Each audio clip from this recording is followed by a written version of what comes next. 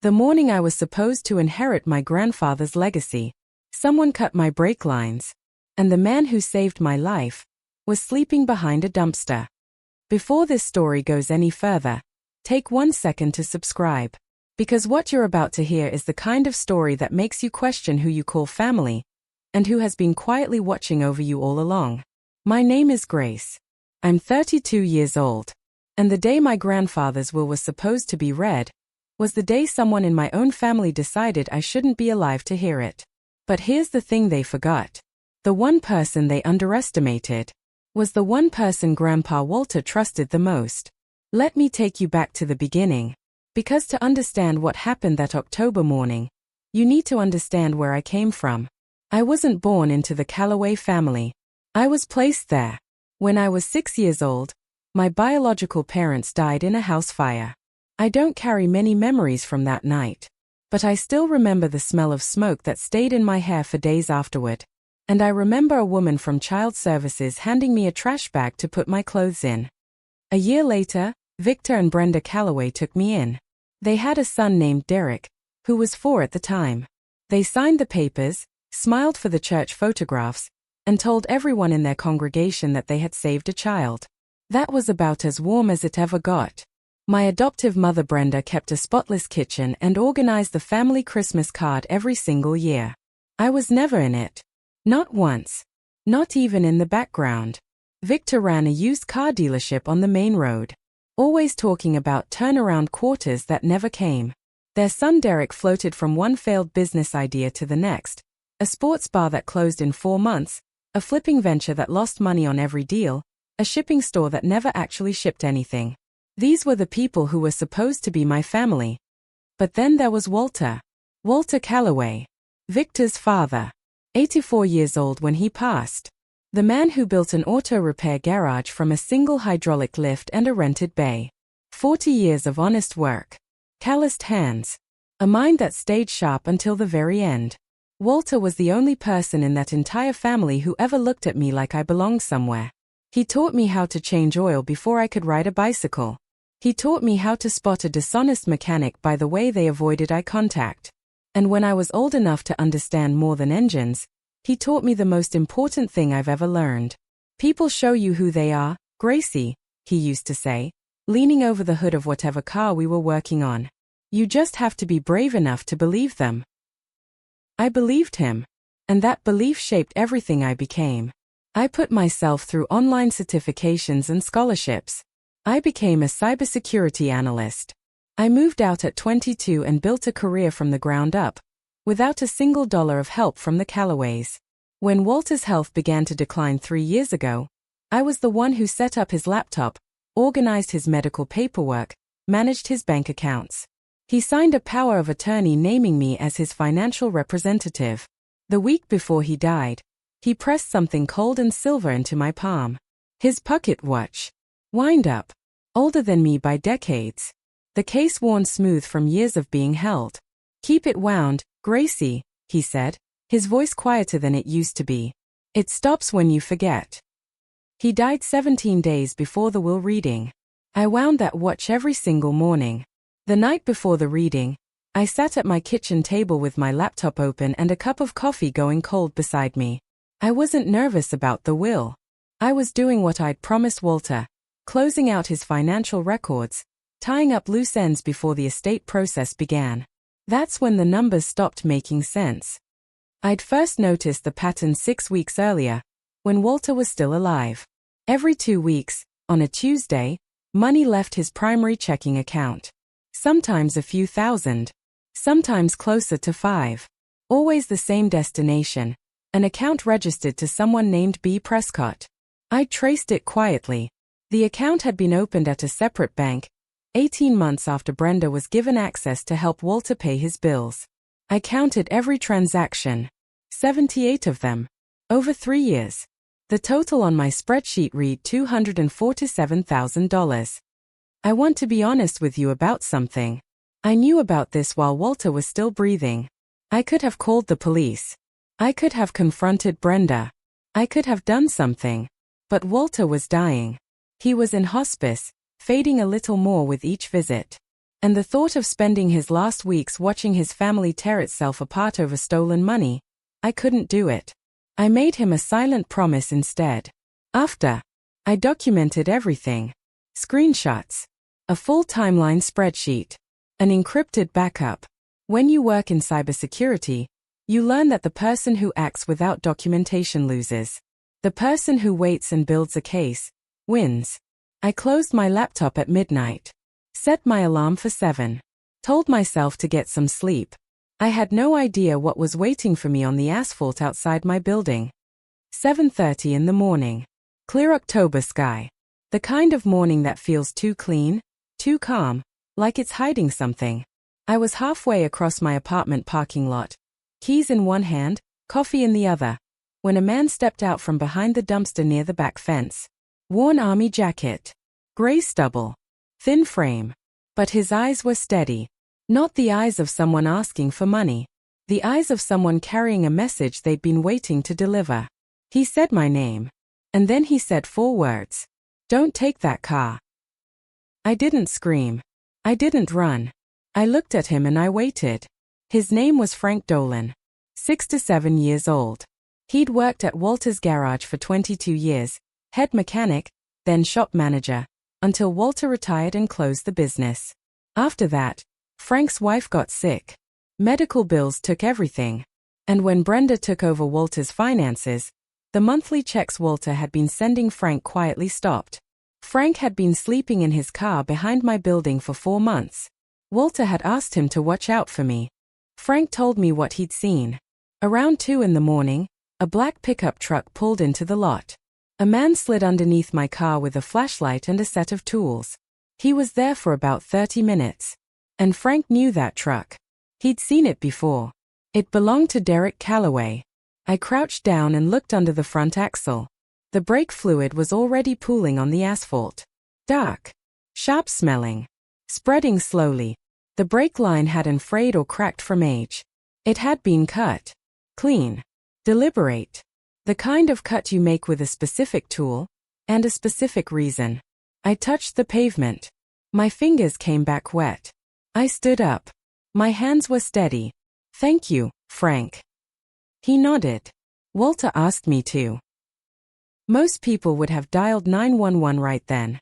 I called a private investigator named Nolan Webb. I'd worked with Nolan 2 years earlier on a corporate fraud case.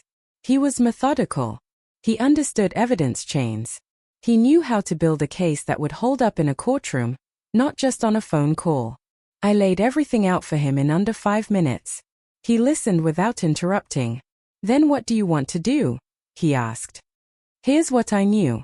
If I called the police right then and reported the brake sabotage, they'd investigate Derek. Maybe charge him.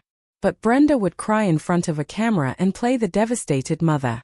Victor would claim he knew nothing. And the $247,000 sitting in a shell account under Brenda's maiden name would stay buried, because brake tampering and financial fraud are handled by different divisions on different timelines. I needed both crimes exposed. In the same room. At the same time. And to do that, the Callaways needed to believe I was already dead. I need 48 hours, I told Nolan. Can you stage an accident? He could. By 9 o'clock that morning, my car was in a drainage ditch on Route 12, the road I would have taken to the lawyer's office. Hood crumpled. Driver's door open. Nobody inside. By 9:30, local radio had the report. Single vehicle accident on Route 12. Driver unaccounted for.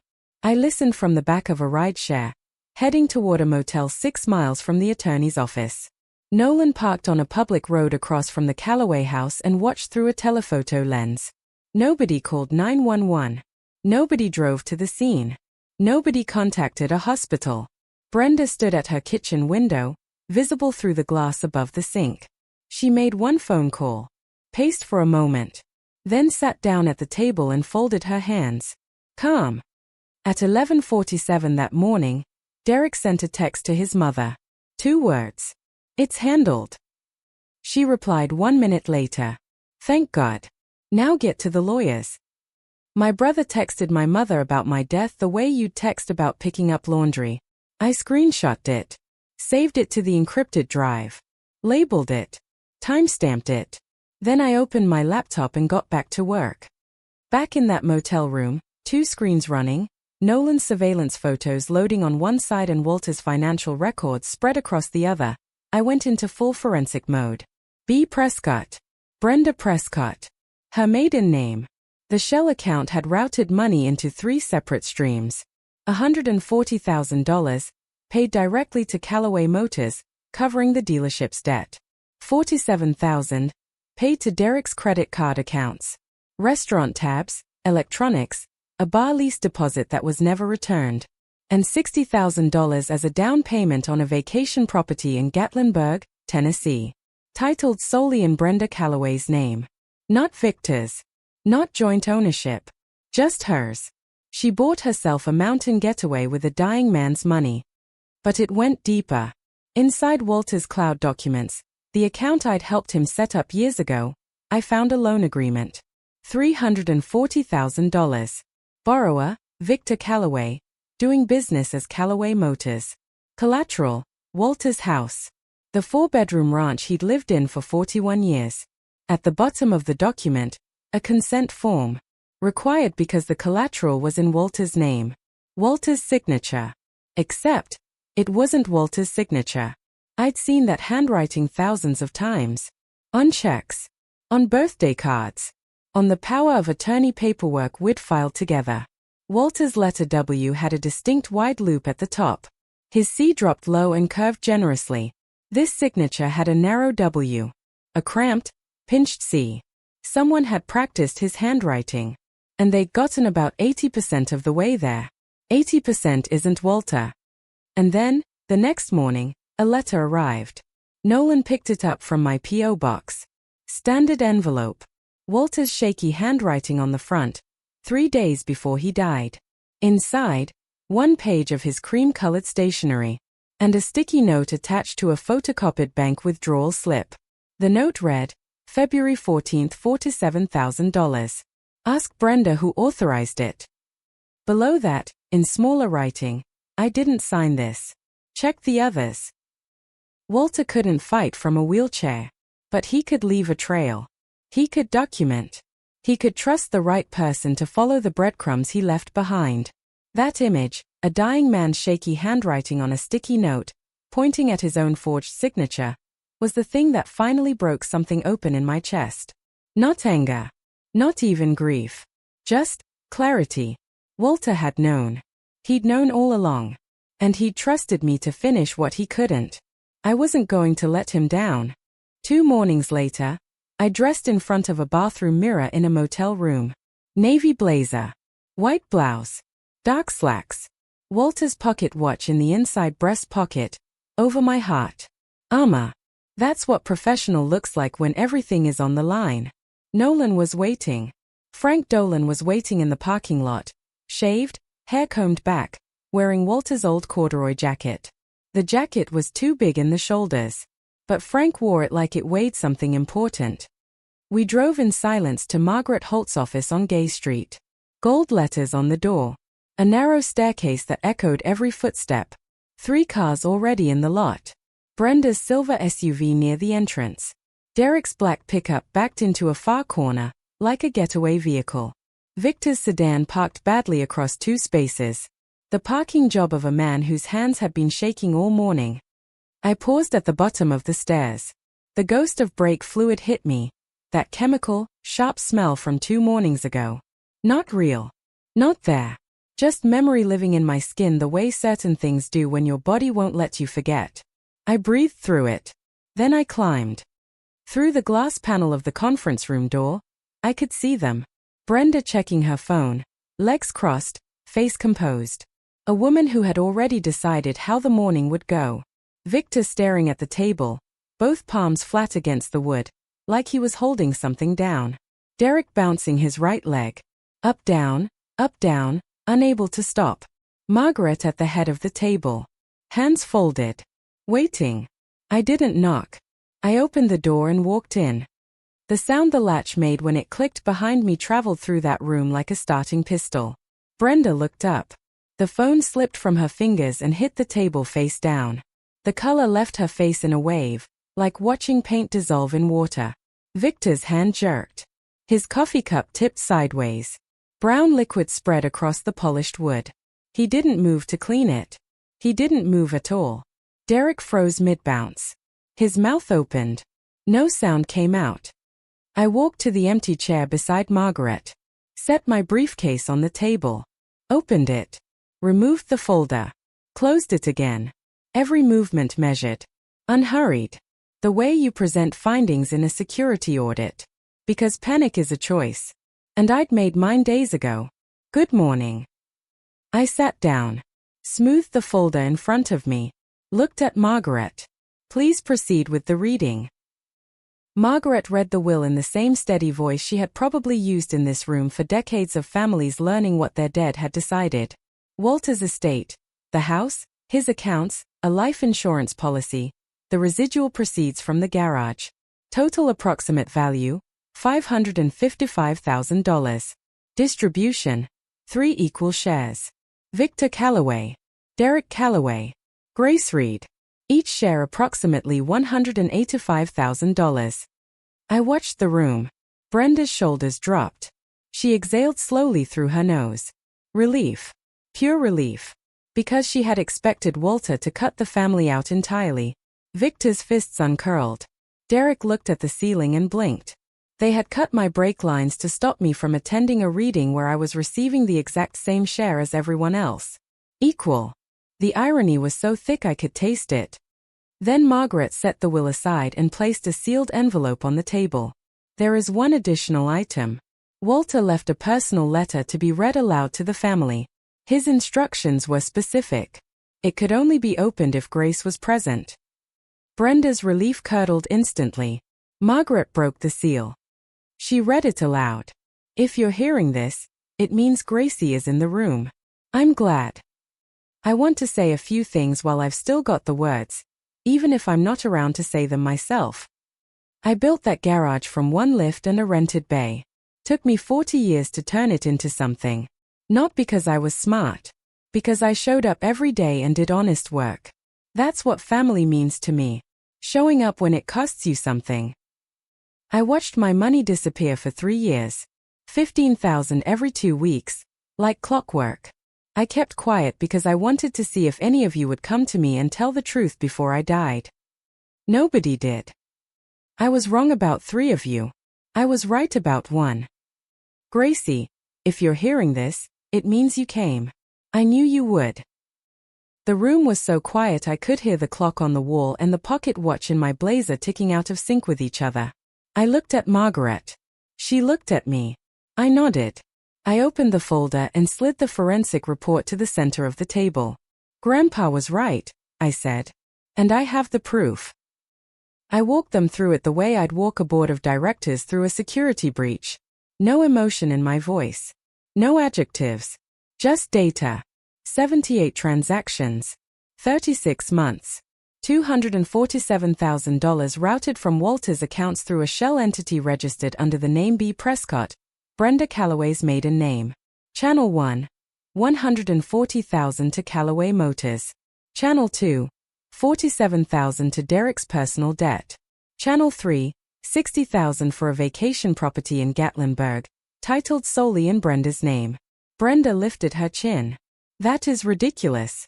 Walter gave me access to manage his bills. Managing someone's finances doesn't require a shell account under your maiden name. I laid the brake line photographs on the table. Both front lines. Cut clean. Dark fluid pooling on the asphalt beneath. I placed Walter's authenticated signature from the county clerk's records next to the forged withdrawal slip. I placed the loan agreement and its forged consent form. I laid out the AutoZone receipt, Derek's credit card, a brake line cutting tool, dated 2 days before the sabotage. The security camera stills showing his black pickup entering my lot at 1:47 in the morning and leaving at 2:23. The mechanic's sworn inspection statement. Deliberate. Intentional. A sharp tool used with purpose. Derek's voice cracked. Mom, they have cameras. You said there weren't cameras at her place. Brenda's mouth opened. I told you to use cash. The room went still. She'd said it before she could stop herself. The reflexive blame of someone who gives orders directed at someone who botched the execution. 3 words that dismantled every defense she had left. Victor's voice came out broken. Grace. I didn't know about the breaks. His eyes were red. Not performing. The way eyes go red when something inside a person shatters in real time. I knew about the money. I knew what Brenda was doing. But I would never have agreed to. You knew about the money, Victor. You forged a loan document using your father's house as collateral. You watched your wife steal from a man dying in a wheelchair, and you stayed silent because it paid your bills. He said nothing. Brenda stood, both hands flat on the table, leaning forward, her voice climbing. This is my family's money. I gave 30 years to this family. 30 years. I raised 2 children. I managed every appointment, every holiday. I kept this family together while Walter played favorites with a stray he picked up from foster care. Her finger pointed at me, shaking. You should be grateful we took you in at all. I reached into my blazer pocket, pulled out the pocket watch, set it on the table between the forensic report and the brake line photographs. The ticking filled the silence. Steady, small, like a heartbeat that refused to stop. Walter gave me this watch the week before he died, I said quietly. He told me to keep it wound because it stops when you forget. I looked at Brenda. You forgot something. You forgot that the person you spent 25 years calling an outsider was the one person Walter trusted with the keys. She opened her mouth. You're right about one thing, I said. And I said it softly, the way you say something that doesn't need volume to land. I was never your family. I was Walter's. And I always will be. I turned to Margaret. Please read the executor designation. Margaret opened a single-page amendment Walter had signed in her office 2 months before his death. Witnessed. Notarized. Legally unassailable. Walter Calloway hereby designates Grace Reed as sole executor of his estate, with full authority to manage, distribute, and pursue civil recovery claims against any beneficiary found to have committed fraud, forgery, or financial exploitation against the estate or the decedent. Full authority. Not a gift. A responsibility. The same way he'd given me the pocket watch. Something to wind. Something to keep going. I'm exercising that authority, I said. I looked at each of them in turn. Brenda. The Gatlinburg property and Callaway Motors assets would be liquidated. Every dollar recovered. Victor. The forged loan consent would be voided. The lender would be notified. Derek. You'll need to speak with the officers downstairs. Officers. His voice cracked like a boy's. I picked up my phone. Typed 1 word to Detective Clara Sims. Now. I pressed send. 30 seconds. Nobody breathed. Then footsteps on the stairs. Heavy. Measured. 2 sets of officer shoes and 1 set of detective's boots. The fire door opened with that same heavy click I'd heard on my way up. But this time, it wasn't me walking through. Detective Clara Sims stepped into the room. Badge on her belt. Warrant folder in hand. She looked at me. I nodded. And the room that had belonged to the Callaways for 30 years became something else entirely. Derek Callaway, you are under arrest for attempted first-degree murder. Derek lunged toward the back wall. Not the door, the wall. Like an animal looking for a corner that didn't exist. An officer cut him off in 1 step. He sat down on the carpet with his hands on his head. He'd never had to think for himself. He'd only ever done what he was told. And now the person who told him what to do was standing in handcuffs beside him. Brenda Callaway, you are under arrest for conspiracy to commit murder and elder financial exploitation. Brenda didn't crumble. She went rigid. Lifted her chin. When the cuffs touched her wrists, she turned to me one final time. You'll regret this. You'll be alone. You'll have no one. I stayed in my chair. I had no one the day you told me I wasn't family, I said. I built my life anyway. As the officers walked Brenda down the hall toward the staircase, she passed the lobby. Frank Dolan was standing by the front desk in Walter's corduroy jacket. Brenda stopped. Stared. Recognition hit her face like a cold wind. You, she said. Her voice shook. You did this. You ruined everything. Frank looked at her the way a mechanic looks at an engine that's been running wrong for years and has finally seized for the last time. "No," he said simply. "You did." The legal process moved the way it always does. Steadily. Without drama. The way a tide comes in. Brenda was held without bail. Flight risk, severity of charges. Derek's bail was set at $500,000. He didn't have it. Neither did anyone willing to post it for him. Victor cooperated. He sat with the district attorney the following week and laid out everything. He took a plea deal, supervised probation, full restitution of the forged loan amount, and permanent forfeiture of his inheritance share. Callaway Motors closed. The inventory was auctioned. The Gatlinburg property sold within 6 weeks. Every dollar returned to the estate. The forged lien on Walter's house was voided. Title cleared. The house became mine, not out of greed. By designation. Because Walter chose me. I distributed the estate according to his wishes. My own share. And Victor's forfeited portion went to the organizations Walter had supported for decades. The Vocational Training Center, the after-school program at the library. I offered Frank Dolan a job. Building maintenance at Walter's property, which I was converting into a small cybersecurity consulting office. The apartment above the old garage was his first stable address in 6 years. The morning he moved in, he hung Walter's corduroy jacket on the hook by the door and looked around the room for a long moment. "Feels like he's still here," he said. It did.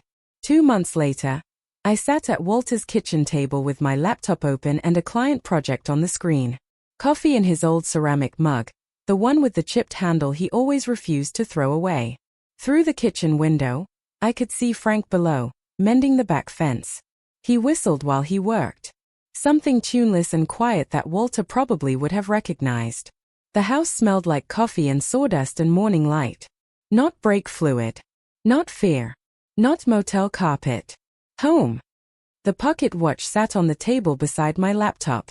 I wound it every morning. 40 turns. No more. The way Walter taught me. And every morning, for just a few seconds before the day pulled me forward, I forgot he was gone. The watch kept his time for him. One Saturday, I drove to the West Side Cemetery, where the dogwood trees line the road and the headstones catch the early light. Walter's grave was in the 3rd row from the path. Simple granite marker. Walter Callaway. 1941 to 2025. Honest work. Honest life.